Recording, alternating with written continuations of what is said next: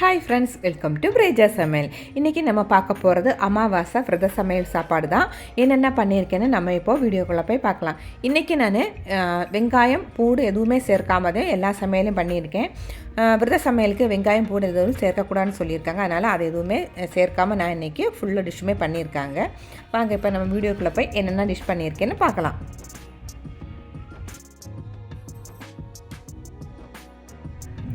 Cook பண்ணுறதுக்கு தேவையான எல்லா ஜாமானத்தையும் நான் இங்கே எடுத்து வச்சுருக்கேன். காய் கட் பண்ணி வச்சுருக்கேன், பயிரெல்லாம் ஊற வச்சுருக்கேன், சாம்பாருக்கான காய், வடைப்பருப்பு ஊற வச்சுருக்கேன் பருப்பு வடை போடுறதுக்காக. அதுக்கப்புறம் பீன்ஸு கேரட்டை கட் பண்ணி எடுத்து வச்சுருக்கேன். உருளைக்கிழங்கு கூட்டு பண்ணுறதுக்காக உருளைக்கிழங்கையும் கட் பண்ணி எடுத்து வச்சுருக்கேன். புடலங்காவும் கூட்டு பண்ண போகிறேன், அதுக்கு புடலங்காவும் கட் பண்ணி எடுத்து வச்சுருக்கேன். அப்புறம் ரசத்துக்கும் சாம்பாருக்கும் சேர்த்து புளி எடுத்து வச்சுருக்கேன். அப்புறம் உருளைக்கிழங்கு கூட்டுக்கு பட்டாணி ஊற வச்சுருக்கேன். பாசிப்பருப்பு வச்சு இன்றைக்கி பாயசம் பண்ண போகிறேன், அதனால் அதையும் ஊற வச்சுருக்கேன். தேங்காய் துருவி வச்சுருக்கேன். அப்புறம் வாழைக்காய் பொடிமாஸ் பண்ண போகிறேன், அதுக்கான வாழைக்காவும் எடுத்து வச்சுருக்கேன். இப்போ வாழைக்காய், தோரம்பருப்பு, பாசிப்பருப்பு எல்லாத்தையும் வேக வச்சு எடுத்துகிட போகிறேன் ஃபஸ்ட்டேவும். அப்போ நம்மளுக்கு குக் பண்ணுறதுக்கு ரொம்ப ஈஸியாக இருக்கும். இப்போ தோரம்பருப்பு, மஞ்சத்தூள், உப்பு மட்டும் போட்டு வேக வச்சு எடுத்து வச்சுருக்கேன். இப்போது பருப்புக்கு தாளிக்க போகிறேன். கொஞ்சம் ஆயில் சேர்த்துட்டு இதில் கடுகு, 1 ஸ்பூன் அளவுக்கு சீரகம், பட்டை வத்தல், கருவேப்பிலை சேர்த்துக்கலாம். இது எல்லாம் நல்லா பொரிஞ்சு வந்தோடனேயும் ஒரு தக்காளி பழத்தை கட் பண்ணி அதையும் சேர்த்துக்கலாம். தக்காளி நல்லா வதக்கி விட்டுறலாம். நல்லா வதங்கி வரணும். அதுக்கப்புறம் நம்ம எடுத்து வச்சுருக்கிற பருப்பை சேர்த்துக்கலாம். நான் பருப்பு நல்லா மசித்து எடுத்து வச்சுருக்கேன். 1 கப் அளவுக்கு மட்டும் எடுத்து வச்சுருக்கேன். கொஞ்சமாக அதை பருப்பு பண்ண போகிறேன், அதனால் 1 கப்பு பருப்பை நான் எடுத்து வச்சுருக்கேன். இப்போ இந்த பருப்பை நம்ம இதில் சேர்த்துடலாம். இதில் லைட்டாக உப்பு மஞ்சத்தூள் மட்டும் போட்டிருக்கேன் நான். இப்போ இதில் மஞ்சத்தூள் கரெக்டாக இருக்கும். உப்பை மட்டும் நம்ம கொஞ்சமாக சேர்த்துக்கலாம். கொஞ்சம் தண்ணி ஊற்றி நம்ம டைல்யூட் பண்ணுறதுனால கொஞ்சம் உப்பு மட்டும் தேவைப்படும். தோரம்பருப்பு சாம்பாருக்கும் பருப்புக்கும் அப்புறம் கொஞ்சமாக ரசத்துக்கு நான் எடுத்து வச்சுருக்கேன். இது 3க்கும் தான் சேர்த்து வேக போட்டேன்.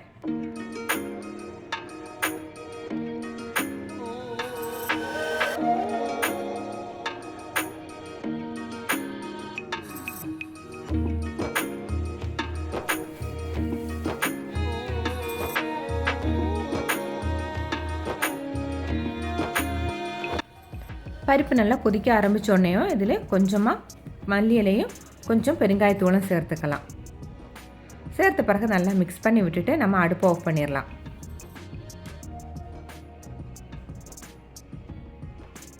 பருப்பு இங்கே சூப்பராக ரெடி ஆயிடுச்சு. அடுத்து நான் புடலங்காய் கூட்டு செய்ய போகிறேன். அதுக்காக ஒரு காக்கப்பளவுக்கு பாசிப்பருப்பை நல்லா கழுவி எடுத்து சேர்த்துருக்கேன். இதில் இப்போ நம்ம கட் பண்ணி வச்சுருக்கிற புடலங்காய் சேர்த்துக்கலாம். இதோடவே ஒரு தக்காளி, 2 பச்சை மிளகாய் சேர்த்துக்கலாம். இதோட 1/4 ஸ்பூன் மஞ்சத்தூள், தேவையான அளவுக்கு உப்பு, இது எல்லாத்தையும் சேர்த்துட்டு கொஞ்சமாக தண்ணி ஊற்றி நம்ம குக்கரை மூடி வச்சிடலாம். 2 விசில் வந்தோடனே நம்மளுக்கு புடலங்காய் நல்லா வெந்துடும்.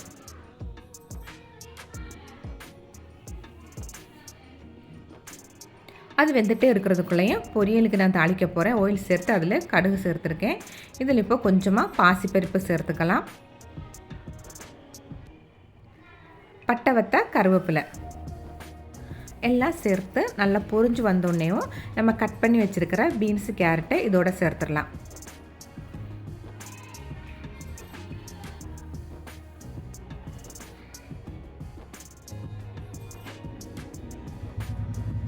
இதில் பொரியலுக்கு தேவையான அளவுக்கு உப்பையும் கூட சேர்த்துக்குங்க.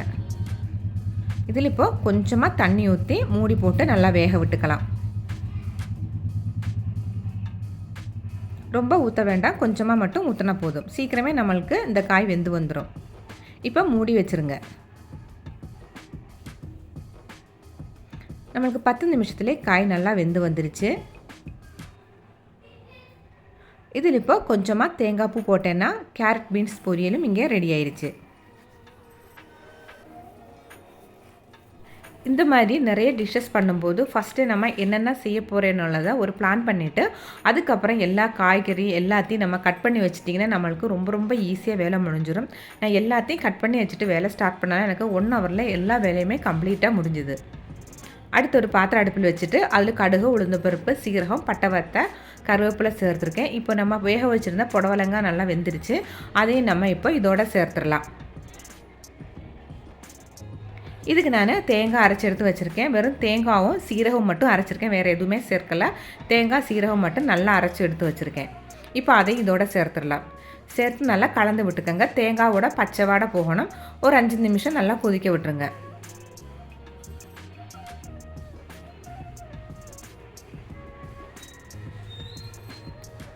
நல்லா கொதித்து வந்தோடனே இதில் கொஞ்சமாக கொத்தமல்லி மட்டும் தூவி அடுப்பு ஆஃப் பண்ணிடுங்க. சூப்பரான புடவலங்காய் கூட்டும் இங்கே ரெடி ஆயிடுச்சு. அடுத்து சாம்பார் வைக்க போகிறேன். சாம்பாருக்கு பருப்பு ஏற்கனவே வேக வச்சு வச்சுருக்கேன்.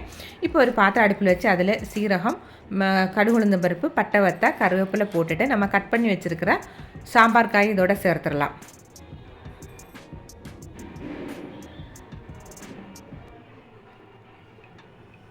சேர்த்துட்டதில் நான் 2 தக்காளியும் கூட சேர்க்குறேன். இப்போ இது எல்லாத்தையும் நல்லா ஒரு தடவை கலந்து விட்டுக்கோங்க.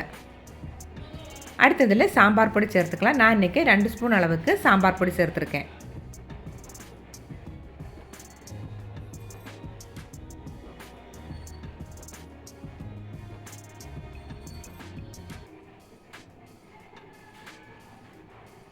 இப்போ இந்த காய்கறியெல்லாம் வேகிறதுக்கு தேவையான அளவுக்கு தண்ணியை ஊற்றிடலாம். பருப்பு இப்போ சேர்க்க வேணாம். காய்கறியெல்லாம் நல்லா வெந்து வந்த பிறகு பருப்பு சேர்த்துக்கலாம். நல்லா மூடியை போட்டு இதை வேக வச்சுருங்க. நம்மளுக்கு காய்கறி வெந்து வந்த பிறகு உப்பு, புளி, பருப்பு எல்லாமே சேர்த்துக்கலாம். இப்போ காயெல்லாம் நல்லா வெந்து வந்துருச்சு. நம்ம வேக வச்சுருக்கிற துவரம்பருப்பு இதில் சேர்த்துக்கலாம்.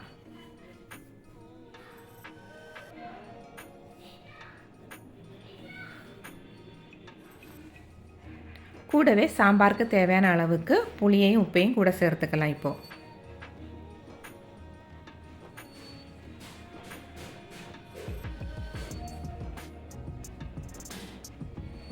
கொஞ்சமாக பெருங்காயத்தூளும் சேர்த்துக்கோங்க.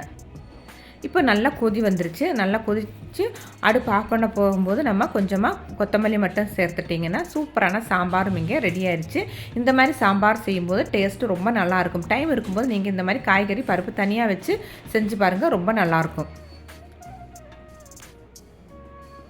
அடுத்து உருளைக்கிழங்கு பட்டாணி கூட்டு பண்ண போகிறேன். குக்கரில் தான் இன்றைக்கி வைக்க போகிறேன். குக்கரில் எண்ணெய் சேர்த்துட்டு அதில் கடுகு உளுந்தம் பருப்பு, பட்டை வத்தா, கருவேப்பிலை, இது தாளிப்பு எல்லாமே ஒரே மெத்தடில் தான் தாளிச்சிருக்கேன். அதுக்கடுத்து நம்ம கட் பண்ணி வச்சுருக்கிற உருளைக்கிழங்கு சேர்த்துக்கலாம்.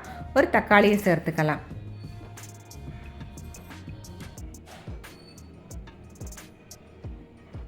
இப்போ இதில் மசாலாலாம் சேர்த்துக்கலாம். 1.5 ஸ்பூன் அளவுக்கு தனி மிளகாய் தூள் சேர்த்துருக்கேன். 1.5 ஸ்பூன் மல்லிப்பொடி சேர்த்துருக்கேன். 1/4 ஸ்பூன் அளவுக்கு மஞ்சத்தூள், 1/4 ஸ்பூன் கரம் மசாலா பொடி. இப்போ கூட்டுக்கு தேவையான அளவுக்கு உப்பையும் கூட சேர்த்துக்கலாம். எப்போதுமே இந்த மாதிரி விரத சாப்பாடு நம்ம செய்யும்போது உப்பு புளிப்பெல்லாம் நம்ம பார்க்கக்கூடாது. நம்ம காக்காவுக்கு சாப்பாடு வச்சுட்டு விரதம் யார் பிடிச்சிருக்காங்களோ அவங்களும் சாப்பிட்ட பிறகுதான் நம்ம இது சாப்பிடணும். அதனால் உப்பு எல்லாமே பார்க்காம தான் செய்கிறது. எல்லாமே அந்த டைமில் நம்ம பண்ணும்போது கரெக்டாக இருக்கும். கூடவே நான் ஊற வச்சுருந்தேன் பட்டாணியை சேர்த்துட்டு கொஞ்சமாக தண்ணியை ஊற்றி சேர்த்துக்கிறேன். இது குக்கரில் ஒரு 4 விசில் விட்டு எடுத்துக்கலாம். 4 விசிலில் நம்மளுக்கு பட்டாணி, உருளைக்கிழங்கு எல்லாமே நல்லா வெந்து வந்துடும்.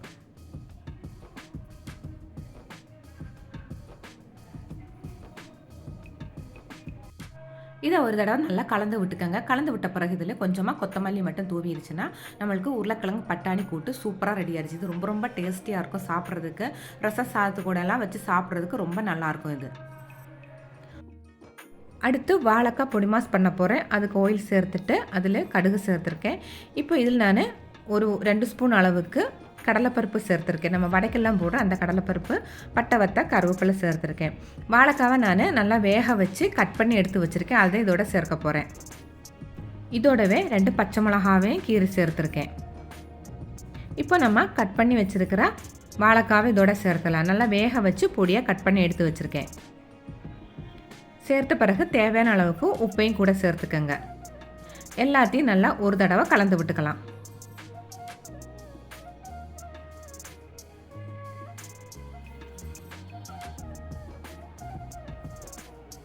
இப்போ இதில் கொஞ்சமாக தேங்காவை மட்டும் சேர்த்துக்கலாம். தேங்காய் சேர்த்த பிறகு நல்லா ஒரு தடவை கலந்து விட்டுட்டு அடுப்பு ஆஃப் பண்ணிடலாம்.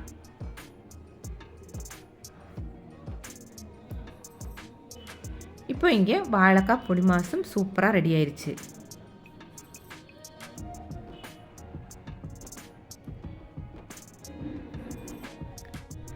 அடுத்து ரசத்துக்கு தாளிச்சிக்கலாம். ஆயில் சேர்த்துட்டு கடுகு உளுந்தம் பருப்பு சேர்த்துருக்கேன். இப்போது பட்டை வத்த கருவேப்பிலை சேர்த்துட்டு நம்ம ஏற்கனவே கரைச்சி எடுத்து வச்சுருக்கிற தக்காளி புளி தோரம்பருப்பு பச்சை மிளகா அரைச்சது எல்லாத்தையும் சேர்த்துருக்கேன். நான் இன்றைக்கி இதில் பூடு சேர்க்கலை. இது எல்லாம் சேர்த்த பிறகு இதில் நம்ம வீட்டில் அரைச்ச ரசப்பொடி ஒரு 1.5 ஸ்பூன் சேர்த்துக்கலாம்.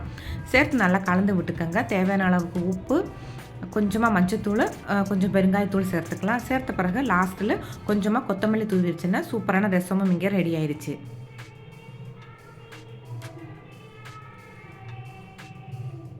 அடுத்தது பாசிப்பருப்பு பாயசம். பாசிப்பருப்பை நான் 2 விசில் விட்டு எடுத்து வச்சுருக்கேன்.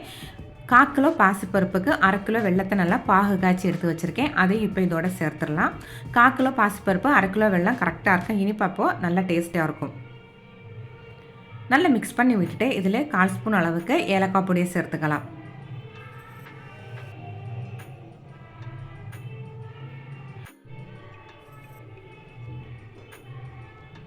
இதில் சேர்க்கிறதுக்காக நான் இன்றைக்கி தேங்காய் பால் தான் எடுத்திருக்கேன். 1/2 மூடி தேங்காய் எடுத்து நல்லா கெட்டியான தேங்காய் பால் எடுத்து வச்சுருக்கேன். நம்ம சாதாரணமாக பசும்பால் சேர்க்கிறத விட தேங்காய் பால் சேர்த்து பாசிப்பருப்பு பாயசம் செஞ்சேன்னா ரொம்ப டேஸ்ட்டு நல்லாயிருக்கும். இந்த மாதிரி நீங்கள் ஒரு தடவை ட்ரை பண்ணி பாருங்கள், ரொம்ப நல்லாயிருக்கும். இதில் முந்திரி பருப்பும் தேங்காய் கொத்து நான் வறுத்து சேர்த்துருக்கேன். தேங்காய் சில்லு எடுத்து நல்லா ஃப்ரை பண்ணி சேருங்க, ரொம்ப நல்லாயிருக்கும். பாசிப்பருப்பு பாயசம் நம்ம சாப்பிடும்போது நம்மளுக்கு இடையில இந்த தேங்காய் சில் கடிக்கிறதுக்கு வரும்போது டேஸ்ட்டு ரொம்ப நல்லாயிருக்கும். தேங்காய் பால் ஊற்றின பிறகு பாயசத்தை நம்ம கொதிக்க வைக்கக்கூடாது, உடனே அடுப்பு ஆஃப் பண்ணிடுங்க. இப்போது பாசிப்பருப்பு பாயசமும் இங்கே சூப்பராக ரெடி ஆயிடுச்சு. அடுத்து நான் வடை செய்ய போகிறேன். வடைப்பருப்பு நல்லா கழுவி எடுத்து கொஞ்சம் கூட தண்ணி இல்லாமல் மிக்ஸி ஜாரில் சேர்த்துருக்கேன். இதில் கொஞ்சமாக பட்டை சேர்த்துருக்கேன், 1 ஸ்பூன் அளவுக்கு சோம்பு சேர்த்துருக்கேன். இது எல்லாத்தையும் கொஞ்சம் குறகுறப்பாக அரைச்சி எடுத்துடலாம். அரைச்செடுத்த பிறகு இதில் பொடியாக நறுக்கின பச்சை மிளகா, கருவேப்பிலை, கொத்தமல்லியை சேர்த்துக்கலாம். கூடவே கொஞ்சமாக உப்பையும் சேர்த்துக்கலாம். நம்ம விரதத்துக்கு இல்லாமல் சும்மா சமைக்கிற மாதிரி இருந்தீங்கன்னா இதில் நீங்கள் வெங்காயத்தை சேர்த்துக்கங்க. விரதம் சாப்பிட்னா நான் இன்றைக்கி வெங்காயம் சேர்க்கலாம். இப்போ இது எல்லாத்தையும் நல்லா மிக்ஸ் பண்ணி எடுத்துடலாம்.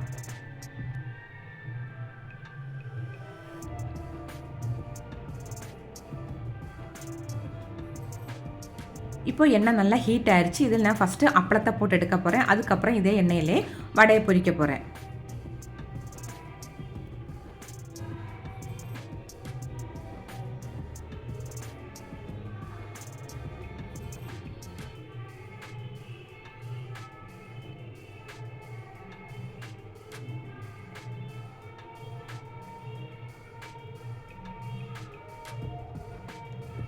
இப்போ வடையை சின்ன சின்னதாக நம்ம தட்டி எடுத்து பொரிச்சு எடுத்துடலாம்.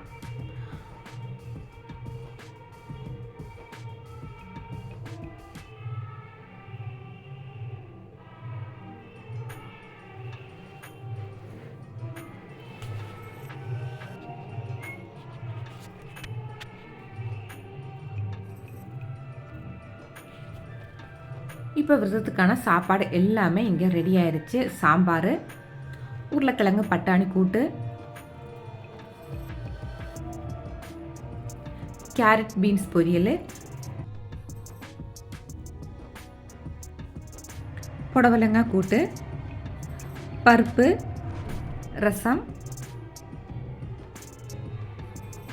தயிர், பருப்பு வடை, பாசிப்பருப்பு பாயசம், சாதம், அப்பளம். இந்த வீடியோ உங்களுக்கு பிடிச்சிருச்சுன்னா ஒரு லைக் போடுங்க. பிரீஜா சமையல் சேனலை இன்னும் சப்ஸ்கிரைப் பண்ணாமல் நீங்கள் பார்த்துட்டு இருந்தீங்கன்னா சப்ஸ்கிரைப் பண்ணிவிட்டு பக்கத்தில் இருக்கிற பெல் பட்டனையும் ப்ரெஸ் பண்ணி விடுங்க. அப்போது நான் போடுற வீடியோஸ் உங்களுக்கு அப்பப்போ நோட்டிஃபிகேஷன் கிடைக்கும். வீடியோ பற்றின ஃபீட்பேக் என்னன்னு எனக்கு மறக்காமல் கமெண்ட் பாக்ஸில் கமெண்ட் பண்ணுங்கள். தேங்க்ஸ் ஃபார் வாட்சிங்.